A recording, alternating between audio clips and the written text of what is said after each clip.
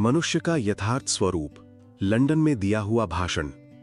इस पंचेंद्रिय ग्राह्य जगत से मनुष्य बड़ी आसक्ति से चिपका रहना चाहता है, किंतु वो इस बाह्य जगत को, जिसमें वो जीता और क्रियाकलाप करता है, चाहे जितना ही सत्य क्यों न समझे। प्रत्येक व्यक्ति और जाति के जीवन में एक समय ऐसा आता है जब वो सहजी जिज्ञासा करते हैं कि ये जगत सत्य है।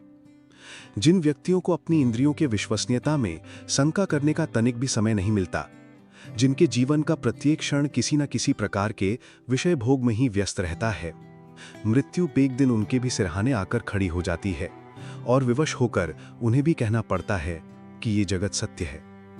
इसी एक प्रश्न से धर्म का आरंभ होता है और इसके उत्तर में ही धर्म की स्थिति है। इतना ही क्यों, सुदूर अतीत काल में जहां इतिहास की कोई पहुंच नहीं, उस रहस्यमय पौराणिक युग में, सभ्यता के उस हसपुट उषा काल में भी हम देखते हैं कि ये एक प्रश्न उस समय भी पूछा गया था। इसका क्या होता है? क्या ये सत्य है? कभी तुम्हें कठोपनिषद के प्रारंभ में हम ये प्रश्न देखते हैं। कोई लोग कहते हैं कि मनुष्य के मरने पर उसका अस्तित्व समाप्त हो जाता है, और कोई कहते हैं कि नहीं, उसका अस्तित्व फिर भी रहता है। इन दोनों मतों में कौन सी सत्य है? संसार में इस संबंध में अनेक प्रकार के उत्तर मिलते हैं। जितने प्रकार के दर्शन या धर्म संसार में हैं, वो सब वास्तव में इसी प्रश्न के विभिन्न उत्तरों से परिपूर्ण हैं। और एक बार तो इन प्रश्नों का सत्य क्या है, सत्य क्या है, प्राणों की इस महत्वाकांक्षा का दमन करने की चेष्टा की गई। किंतु जब तक मृत्यु नामक वस्तु जगत में, तब तक इस प्रश्न को दबा देने की साजिश विफल रहेंगी। ये कहना सरल है कि हम जगत सत्य का अन्वेषण नहीं करेंगे, इसके प्रति सोचना बंद करने के लिए कठिन संघर्ष करेंगे और अपनी समस्त आशा और आकांक्षा को प्रस्तुत क्षण में ही सीमित रखेंगे। बाहर जगत की सारी वस्तुएं भी हमें इंद्रियों की सीमा के भीतर बंद करने में सहायता पहुंचाती हैं। ये सारा संसार भी ऐसा हो कि वर्तमान की क्षुद्र सीमा के बाहर दृष्टि डालने से रोक सकता है, पर जब तक जगत में मृत्यु रहेगी, तब तक ये प्रश्न बार बार उठता रहेगा। हम जो इन सब वस्तुओं को सत्य या असत्य का विस्तार समझकर इन्हें भयानक रूप से आसक्त हैं, तो क्या मृत्यु ही इन सब का अंतिम परिणाम है?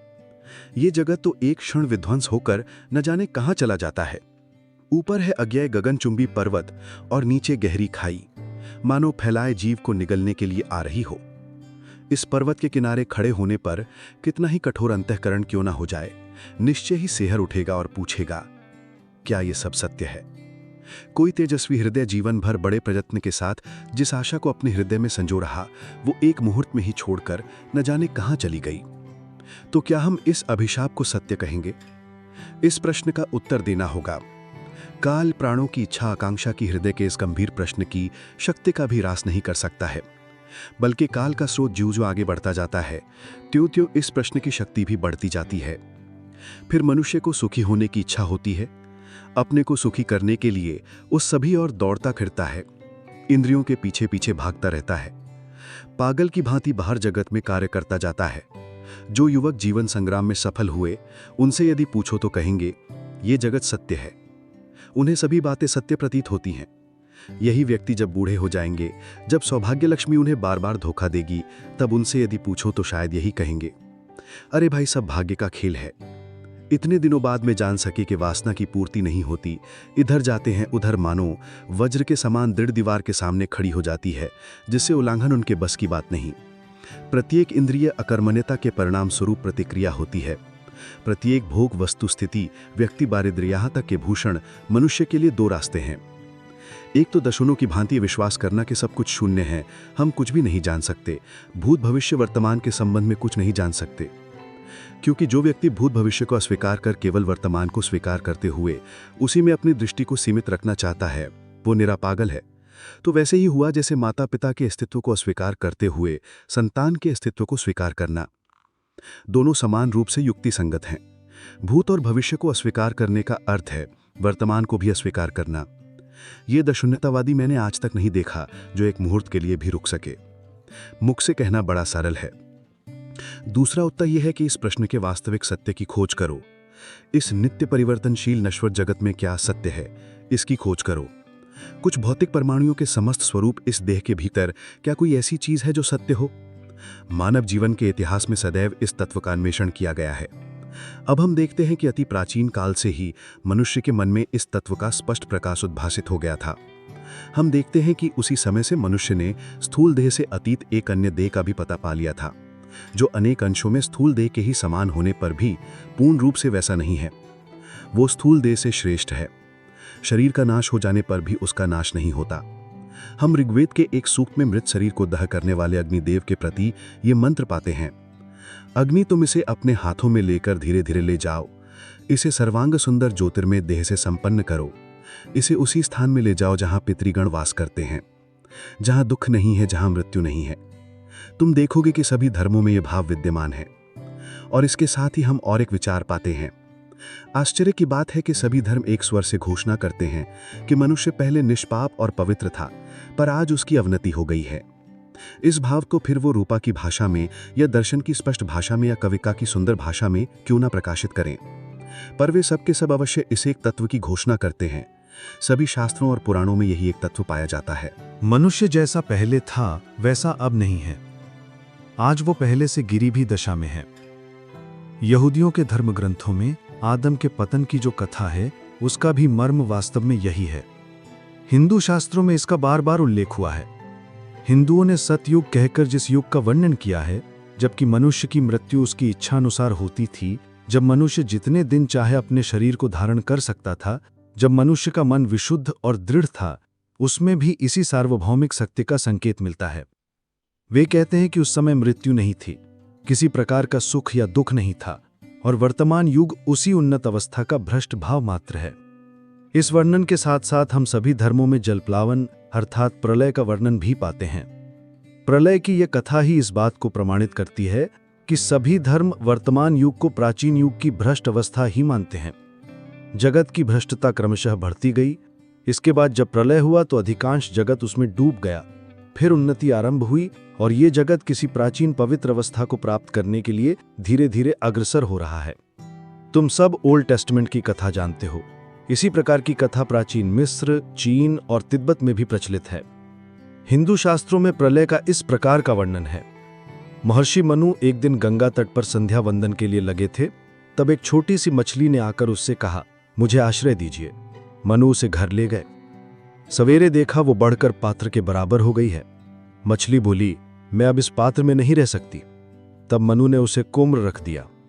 दूसरे दिन वो उनके बराबर हो गई और कहने लगी, मैं इसमें भी नहीं रह सकती। तब मनु ने उसे नदी में डाल दिया। सवेरे देखा कि उसका शरीर सारी नदी में फैल गया है। तब उन्होंने उसे समुद्र में डाल दिया। तब मछली कहने लगी, मनु, मैं इस जगत का सृष्टिकर्ता हूं। मैं प्रलय से जगत का ध्वंस करूंगा। तुम्हें सावधान करने के लिए मैं मछली का रूप धारण करके आया था। तुम एक बहुत बड़ी नौका बनाकर उसमें सभी प्रकार के प्राणियों का एक जोड़ा रखकर उनकी रक्षा करो और स्वयं भी सपरिवार उसमें बैठ जाओ।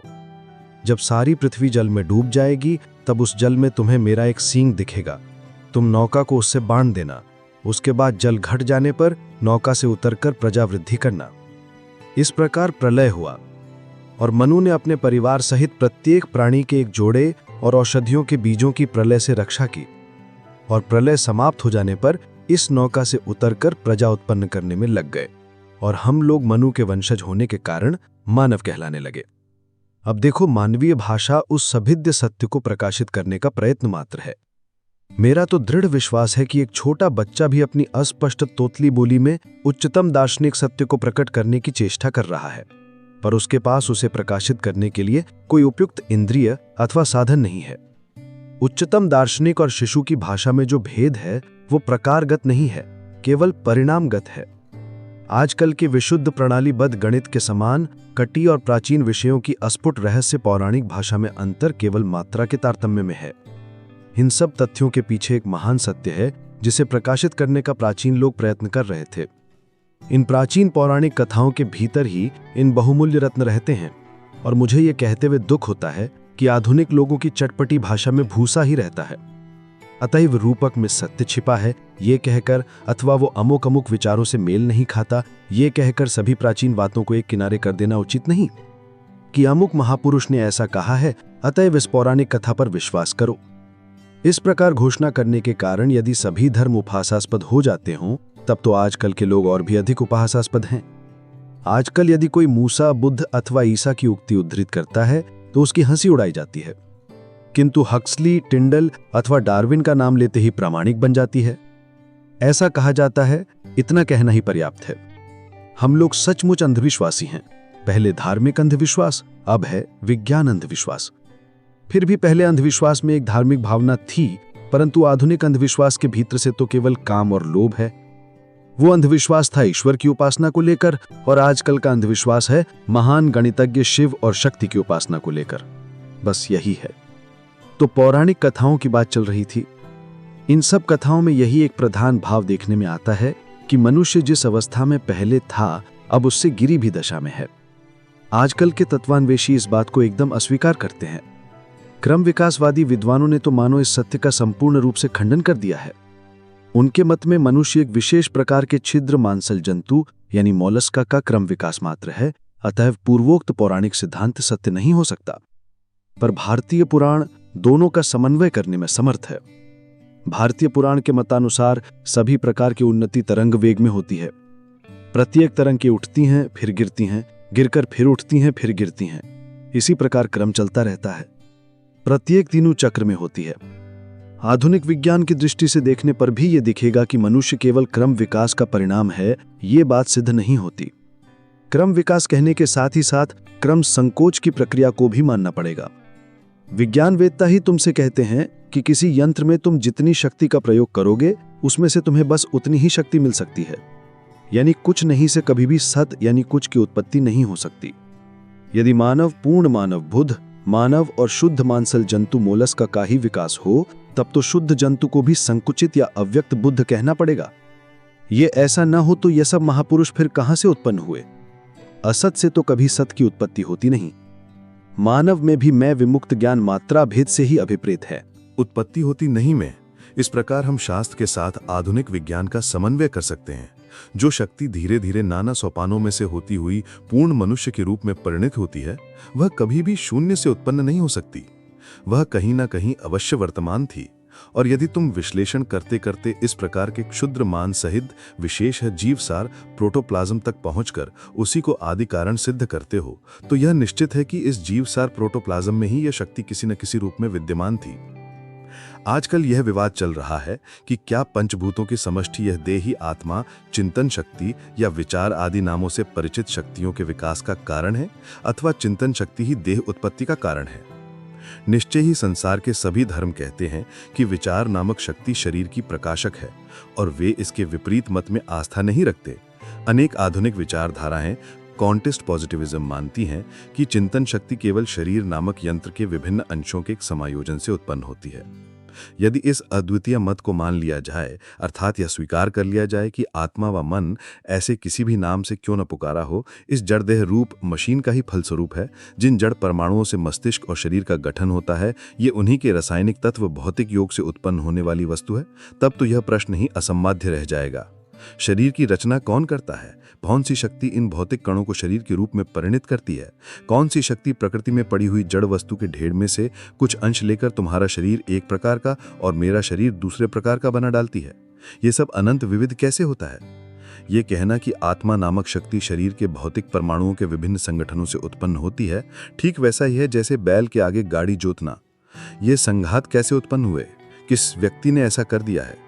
यदि तुम कहो कि अन्य किसी शक्ति ने यह संघात कर दिया है और आत्मा जो इस समय एक विशेष पूजन राशि के साथ संयुक्त दिखाई दे रही है, इन्हीं सब जड़ परमाणुओं के संघात का फल है, तब तो यह कोई उत्तर ना हुआ। जो मत अन्य मतों का खंडन किए चाहे सबकी ना हो, पर अधिकतर घटनाओं की, अधिकतर विशेषों की व्याख्या कर सकता है, वह ग्राह्य है। अतएव यह बहुत अधिक युक्ति संगत है कि जो शक्ति जड़ तत्व को लेकर उससे शरीर का निर्माण करती है और जो शक्ति शरीर के भीतर व्यक्त है, दोनों एक ही हैं। यह कहना कि जो चिंतन शक्ति हमारे शरीर में व्यक्त है वह केवल जड़ों के संयोग से उत्पन्न होती है और इसीलिए शरीर से पृथक उसका कोई अस्तित्व नहीं, बिल्कुल निरर्थक है। इस कथन में कोई तथ्य नहीं। तो फिर शक्ति कभी जड़ तत्व से उत्पन्न हो नहीं सकती, बल्कि यह प्रमाणित करना अधिक संभव है कि हम जिसे जड़ कहकर पुकारते हैं उसका अस्तित्व ही नहीं है, वह केवल शक्ति की एक विशेष अवस्था है। यह सिद्ध किया जा सकता है कि ठोसपन, कठिनता आदि जो सब जड़ के गुण हैं वे गति के फलस्वरूप हैं। प्रचुर शेयर गति, पीक स्पीड देने से सेट हो जाएंगे। रुई में अति शीघ्र गति उत्पन्न कर दी जाए जैसे तूफान में, तो वह ठोस हो जाता है और अपने आगे से ठोस पदार्थों को तोड़ या काट सकता है। मकड़ी के जाले के एक तंतु को अनंत विवेक दे दिया जाए तो वह लोहे की जंजीर जैसा सशक्त हो जाएगा और वह पेड़ को काटकर पार हो जाएगा। इस प्रकार से विचार करने पर यह सिद्ध करना सुलझ है कि हम जिसे जड़ तत्व कहते हैं उसका कोई अस्तित्व ही नहीं है। किंतु दूसरा मत सिद्ध नहीं किया जा सकता कि शरीर के भीतर यह शक्ति की जो अभिव्यक्ति देखी जाती है, यह है क्या। हम सभी यह बात सरलता से समझ सकते हैं कि यही शक्ति, फिर वह चाहे जो हो, जड़ परमाणुओं को लेकर उनसे एक विशेष आकृति मनुष्य यह तैयार कर रही है।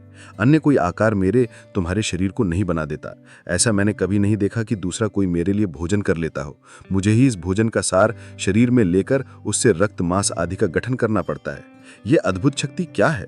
बहुतों को भूत और भविष्य संबंधी सिद्धांत भयावह प्रतीत होते हैं और शेषों को ये तो केवल अनुमानित व्यापार ही प्रतीत होते हैं। हम प्रस्तुत विषय को ही लेंगे। वह शक्ति क्या है जो इस समय हमने काम कर रही है? हम देख चुके हैं कि सभी प्राचीन शास्त्रों में इस शक्ति की अभिव्यक्ति को शारीरिक आकृति वाला एक ऐसा ज्योतिर्मय पदार्थ माना गया है जो इस शरीर के नष्ट हो जाने पर भी बचा रहता है। क्रमशः हम देखते हैं कि केवल ज्योतिर्मय कहने से संतोष नहीं होता। एक और भी उच्चतर भाव लोगों के मन पर अधिकार करता दिखाई देता है। वह यह है कि किसी भी प्रकार का शरीर शक्ति का स्थान नहीं ले सकता। जिस किसी वस्तु की आकृति है वह बहुत से परमाणुओं की एक समष्टि मात्र है। उसको चलाने के लिए दूसरी कोई चीज चाहिए। यदि इस शरीर का गठन और परिचालन करने के लिए इस शरीर से भिन्न अन्य कोई वस्तु की आवश्यकता होती हो, तो इसी तर्क के बल पर इस ज्योतिर्मय डे का गठन और परिचालन करने के लिए भी इससे भिन्न अन्य कोई वस्तु चाहिए। यह अन्य कोई वस्तु ही संस्कृत भाषा में आत्मा नाम से संबोधित हुई है। यह आत्मा ही इस ज्योतिर्मय देह में से मानो स्थूल शरीर पर काम कर रही है। यह ज्योतिर्मय शरीर ही मन का आधार कहा जाता है और आत्मा, इससे अतिरिक्त आत्मा मन भी नहीं है। वह मन पर कार्य करती है और मन के माध्यम से शरीर पर। तुम्हारी एक आत्मा है, मेरी भी एक आत्मा है। सभी के अलग अलग आत्मा और एक सूक्ष्म शरीर। सूक्ष्म शरीर की सहायता से हम स्थूल शरीर पर कार्य करते हैं। अब प्रश्न उठने लगा आत्मा और उसके स्वरूप के संबंध में। शरीर और मन से पृथक इस आत्मा का क्या स्वरूप है? बहुत से प्रतिबंध होने लगे, नाना प्रकार के सिद्धांत और अनुमान होने लगे, अनेक विदेश नीति अनुसंधान होने लगे इस आत्मा के संबंध में। वे जिन सिद्धांतों पर पहुंचे, मैं तुम्हारे समक्ष उनका वर्णन करने का प्रयत्न करूंगा। भिन्न भिन्न दर्शनों विषय में मतैक्य देखा जाता है कि आत्मा का स्वरूप जो कुछ भी हो, उसका कोई रूप आकार नहीं होता, और जिसका रूपाकार नहीं वह अवश्य सर्वव्यापी है। कायल का आरंभ मन से होता है। देश भी मन के अंतर्गत। काल को छोड़ कार्य कारण वध नहीं रह सकता है। मैं क्रम की भावना के बिना कार्य कारण वध नहीं रह सकता। अतएव देश काल निमित्त मन के अंतर्गत और यह आत्मा मन से अतीत और निराकार होने के कारण देश काल निमित्त के परे, और जब वह देश काल निमित्त से अतीत तो अवश्य अनंत होगी। अब हमारे दर्शन का उच्चतम विचार आता है। अनंत कभी दो नहीं हो सकते हैं। यदि आत्मा अनंत है तो केवल एक ही आत्मा हो सकती है, और यह जो अनेक आत्माओं की धारणा है, तुम्हारी आत्मा, मेरी दूसरी आत्मा, यह सत्य नहीं आता है। मनुष्य का अप्रकृत स्वरूप ही है कि वह अनंत और सर्वव्यापी है, और यह प्रातिभासिक जीव मनुष्य के इस वास्तविक स्वरूप का एक सीमाबद्ध प्रभाव मात्र है। अतएव मनुष्य का प्रकृत स्वरूप आत्मा कार्य कारण से अतीत होने के कारण, देश काल से अतीत होने के कारण अवश्य मुक्त है, बद्ध नहीं थी, नहीं हो सकती थी। यह प्रतिजीव या प्रतिबिंब नित्य के द्वारा होने के कारण, अथवा हमारे कुछ दार्शनिकों की भाषा में प्रतीत होता है मानो वह बंद हो गई है, पर वास्तव में नहीं है। हमारी आत्मा के भीतर जो यथार्थ सत्य है वह यह कि आत्मा सर्वव्यापी है, अनंत है, चैतन्य स्वभाव है। हम स्वभाव से ही वैसे हैं, हमें प्रयत्न करके वैसा नहीं बनना पड़ता। प्रत्येक आत्मा अनंत है। जन्म और मृत्यु का प्रश्न उठ नहीं सकता। कुछ बालक परीक्षा दे रहे थे। परीक्षक कठिन कठिन प्रश्न पूछ रहे थे। उन्हें यह भी प्रश्न था, पृथ्वी गिरती क्यों नहीं? वे गुरुत्वाकर्षण के नियम आदि संबंधी उत्तर की आशा कर रहे थे। अधिकांश बालक बालिकाएं कोई उत्तर न दे सके। कोई गुरुत्वाकर्षण या कुछ कहकर उत्तर देने लगे। उनमें से एक बुद्धिमती बालिका ने एक और प्रश्न करके इस प्रश्न का समाधान कर दिया, पृथ्वी गिरेगी कहाँ? यह प्रश्न ही नहीं तो गलत है। पृथ्वी गिरे कहाँ, यह पृथ्वी के लिए गिरने और उठने का कोई अर्थ नहीं। अनंत देश में ऊपर और नीचे नहीं होता, ये दोनों तो एक ही देश में है। जो अनंत है वह कहाँ जाएगा और कहाँ से आएगा? जब मनुष्य भूत और भविष्य की चिंता का, उसका क्या क्या होगा, इस चिंता का त्याग कर देता है, वह को सीमाबद्ध और इसलिए उत्पत्ति विनाशील जानकर अभिमान का त्याग कर देता है, वह एक उच्च आदर्श में पहुंच जाता है। आत्मा शरीर नहीं, और आत्मा क्योंकि इन दोनों में वृद्धि होती है। जगत से पीड़ित आत्मा अनंत काल तक रह सकती है। शरीर और मन सतत परिवर्तनशील, दोनों परिवर्तनशील। कुछ घटना के नाम नदी के समान है, जिसका प्रत्यक्ष प्रमाण है नदी सदा एक अविच्छिन्न प्रवाह सी दिखती है। इस देश का प्रत्येक अणु परमाणु नित्य परिणामशील है। किसी भी व्यक्ति का शरीर कुछ क्षण के लिए भी एक समान नहीं रहता। फिर भी मन पर एक प्रकार का संस्कार बैठ गया है, जिसके कारण हम इसे एक ही शरीर समझते हैं। अपने मन के संबंध में भी यही बात है। क्षण में सुखी, क्षण में दुखी, क्षण में सफल और क्षण में दुर्बल। वह सतत परिणामशील भंवर के समान है। अतएव मन भी आत्मा नहीं है। आत्मा तो अनंत है। परिवर्तन केवल ससीम वस्तुओं में ही संभव है। अनंत में किसी प्रकार का परिवर्तन हो, यह एक असंभव बात है, यह कभी हो ही नहीं सकता। शरीर की दृष्टि से तुम और मैं एक स्थान से दूसरे स्थान को जा सकते हैं। जगत का प्रत्येक अणु परमाणु नित्य परिणामशील है, पर जगत को एक समिष्टि के रूप में लेने पर उसमें गति या परिवर्तन असंभव है। गति सर्वत्र सापेक्ष है। मैं एक स्थान से दूसरे स्थान को जाता हूं तब किसी वस्तु के संदर्भ में ही। जगत का कोई परमाणु किसी दूसरे परमाणु की तुलना में ही परिणाम को प्राप्त हो सकता है, किंतु संपूर्ण जगत को एक समष्टि के रूप में लेने पर फिर किसकी तुलना में उसका स्थान परिवर्तन होगा? इस समष्टि के अतिरिक्त और कुछ तो है नहीं। अतएव अनंत इकारी अपरिणामी, अचल और निरपेक्ष है, और यही पारमार्थिक सत्ता है। अतएव हमारा सत्य सर्वव्यापकता में है, शांति यानी सीमित में नहीं। यह धारणा कि मैं एक शुद्र शांत सतत परिणामी जीव हूं, कितनी ही दुर्खद क्यों ना हो, फिर भी एक पुराना भ्रम। यदि किसी से कहो कि तुम सर्वव्यापी अनंत पुरुष हो, तो वह डर जाएगा। सबके माध्यम से तुम कार्य कर रहे हो, सब पैरों द्वारा तुम चल रहे हो, सब मुखों से तुम बातचीत कर रहे हो, सब विधियों से अनुभव कर रहे हो। ऐसी बातें यदि तुम किसी से कहो तो वह डर जाएगा। वह तुमसे बार बार पूछेगा कि क्या फिर उसका अपना व्यक्तित्व नहीं रह जाएगा? मैं नहीं रह जाऊंगा। यह व्यक्तित्व मैं क्या है? मैं यह भी जानता हूं तो अच्छा हो। छोटे बालक के मूंछ नहीं होती, बड़े होने पर उसकी दाढ़ी मूंछ निकल आती है। यह हम शरीर में रहता हो तब तो बालक व्यक्तित्व नष्ट हो गया होता। यह हम व्यक्तित्व शरीरगत होता तो हमारी एक आंख अथवा हाथ नष्ट हो जाने पर वह नष्ट हो जाता। फिर शराबी का शराब छोड़ना ठीक नहीं, क्योंकि तब तो उसका व्यक्तित्व ही नष्ट हो जाएगा।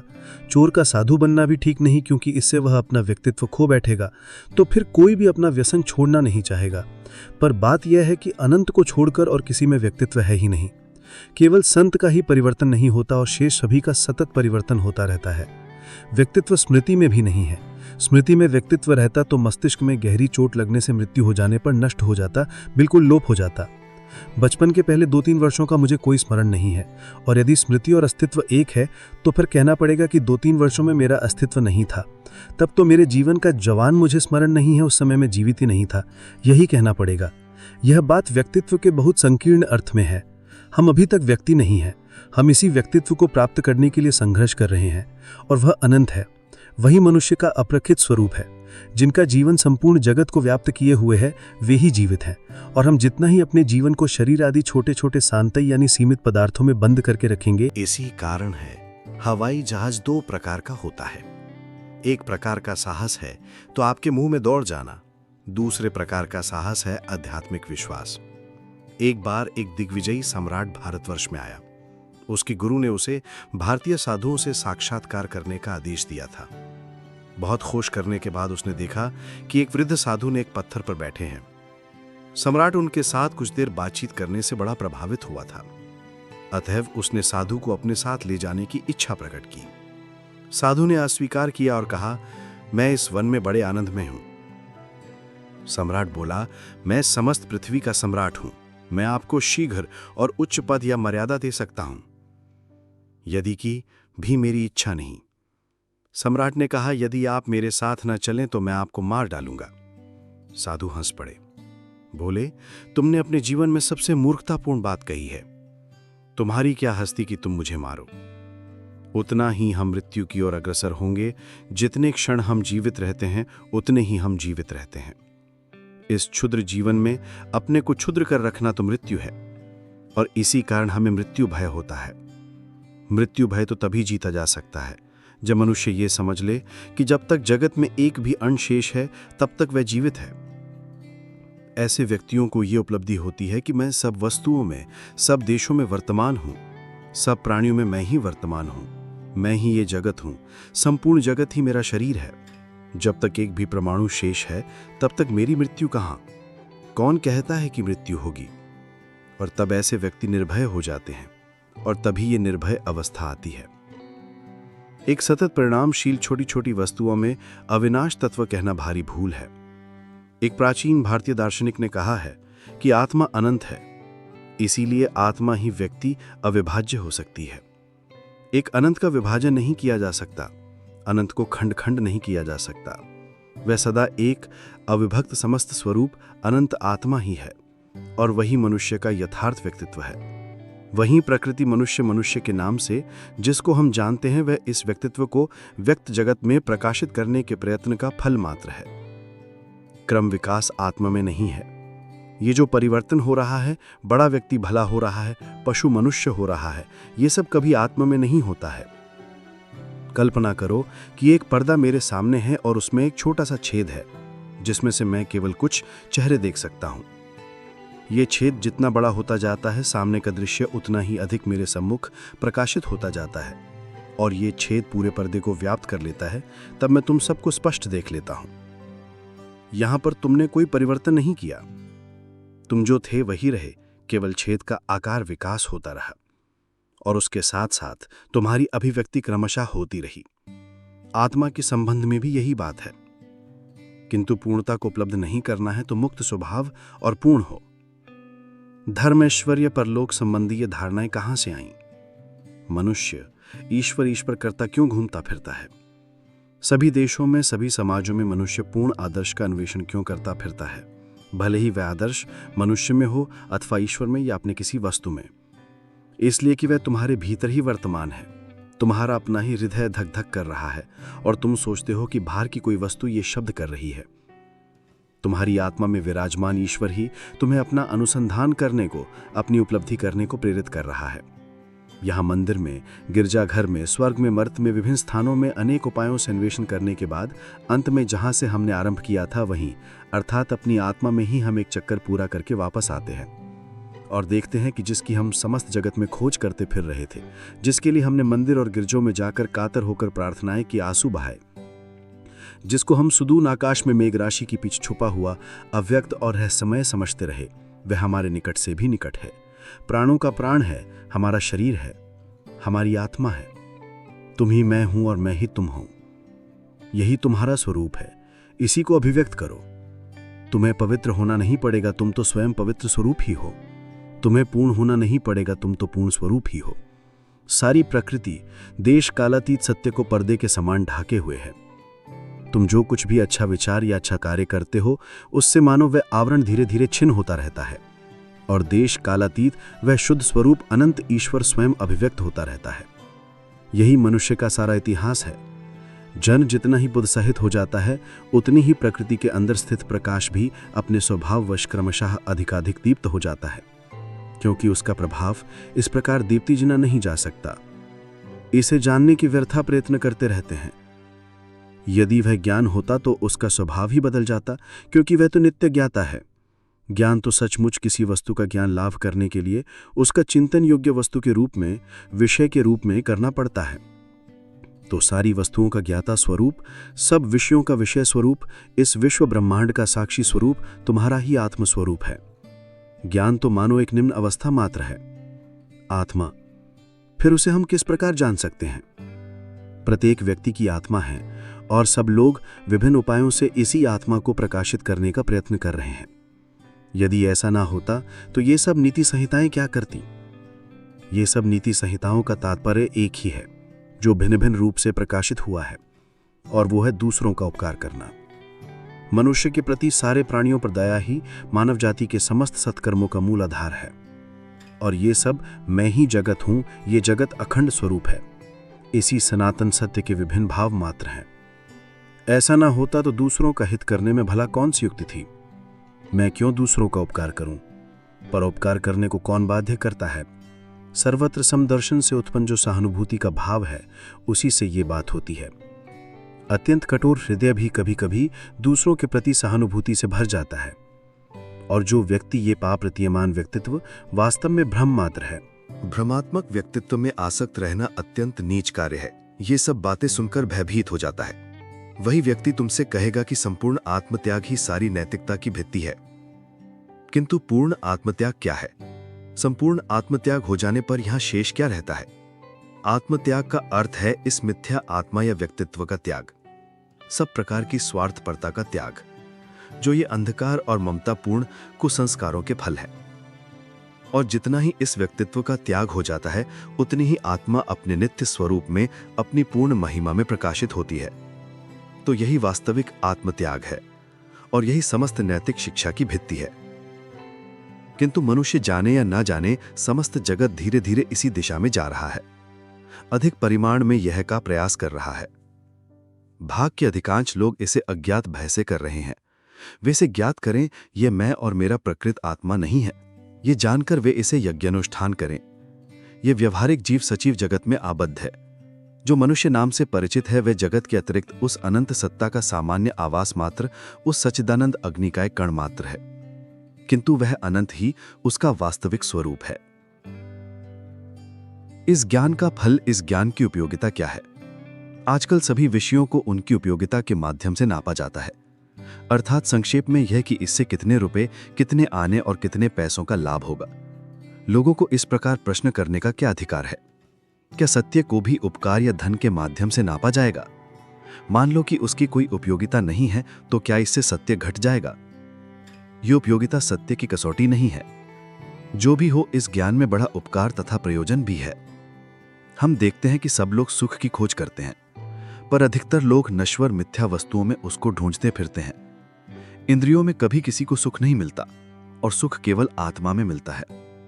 आत्मा में सुख की प्राप्ति ही मनुष्य का सबसे बड़ा प्रयोजन है।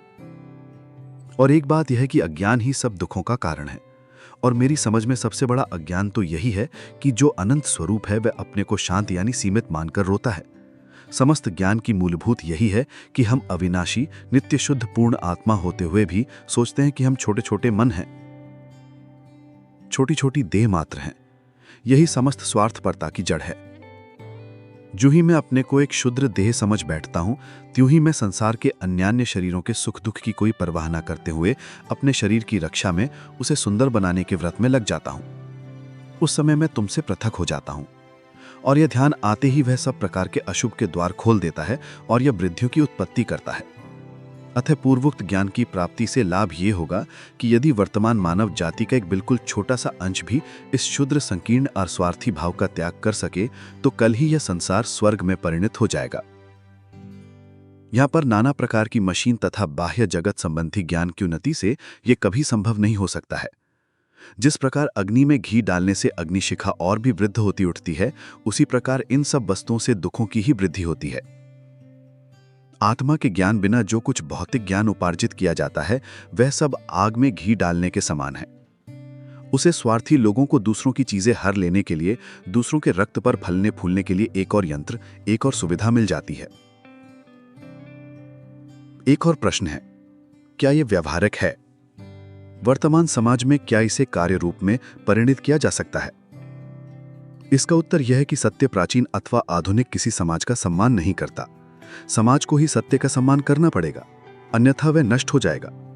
समाजों को सत्य के अनुरूप ढाला जाना चाहिए। सत्य को समाज के अनुसार अपने को ढालने नहीं पड़ता। यदि निस्वार्थपरता के समान महान सत्य समाज में कार्य रूप में परिणित ना किया जा सकता हो, तो ऐसे समाज को छोड़कर वन में चले जाना ही बेहतर है। शस्त्र मुझे सुखा नहीं सकती, अग्नि मुझे जला नहीं सकती। भ्रमात्मक व्यक्तित्व में आसक्त रहना अत्यंत नीच कार्य है। ये सब बातें सुनकर भयभीत हो जाता है। वही व्यक्ति तुमसे कहेगा कि संपूर्ण आत्मत्याग ही सारी नैतिकता की भित्ति है। किंतु पूर्ण आत्मत्याग क्या है?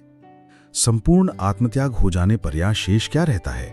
कि आत्मत्याग का अर्थ है इस मिथ्या आत्मा या व्यक्तित्व का त्याग, सब प्रकार की स्वार्थपरता का त्याग, जो कि अंधकार और ममतापूर्ण कुसंस्कारों के फल हैं।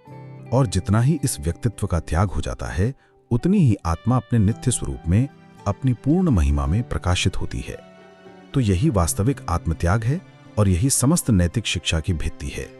किंतु मनुष्य जाने या न जाने समस्त जगत धीरे धीरे इसी दिशा में जा रहा है, अधिक परिमाण में आत्मत्याग करने का प्रयास कर रहा है। बाग के अधिकांश लोग इसे अज्ञात भय से कर रहे हैं।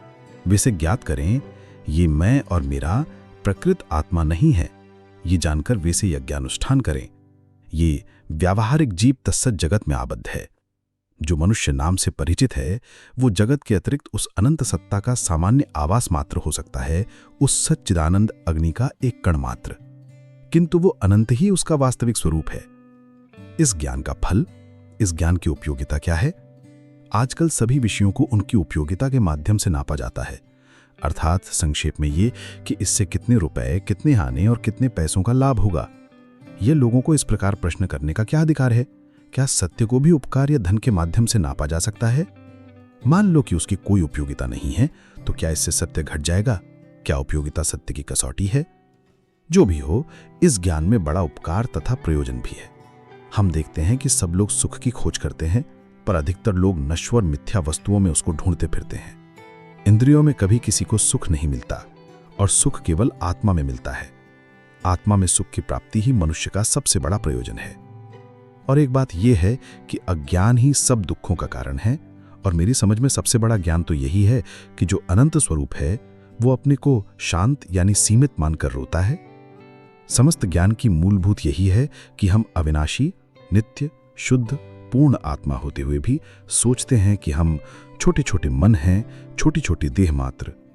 यही समस्त स्वार्थपरता की जड़ है। जो ही मैं अपने को एक क्षुद्र देह समझ बैठता हूं, क्योंकि मैं संसार के अन्यान्य शरीरों के सुख दुख की कोई परवाह न करते हुए अपने शरीर की रक्षा में उसे सुंदर बनाने के व्रत में लग जाता हूं, उस समय मैं तुमसे पृथक हो जाता हूं। जो ही ये द्वैत ध्यान आता है, त्यों ही मुझ सब प्रकार के अशुभ के द्वार खोल देता है और द्वैत समस्त दुखों की उत्पत्ति करता है। अतः पूर्वोक्त ज्ञान की प्राप्ति से लाभ ये होगा कि यदि वर्तमान मानव जाति का एक बिल्कुल छोटा सा अंश भी इस क्षुद्र, संकीर्ण और स्वार्थी भाव का त्याग कर सके, तो कल ही यह संसार स्वर्ग में परिणित हो जाएगा।